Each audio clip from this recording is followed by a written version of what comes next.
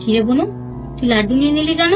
সবাই তো চোখ বন্ধ করে আছে, আমি টুক করে একটা লাড্ডু নিয়ে নিয়েছি, কেউ তো দেখতেই পাইনি। আচ্ছা, এখানে নয়তো আমরা সবাই চোখ বন্ধ করেছিলাম, ওইখানে যে ভগবান আছে উনি কি চোখ বন্ধ করেছিল? উনি তো সব দেখেছে তুই যে কি করেছিস। শোন, সব সময় মনে রাখবি, মানুষ যখনই কোনো খারাপ কাজ করতে যায়, ভগবান ঠিক তার আগে তাকে কোনো না কোনো ইঙ্গিত দেয়নি।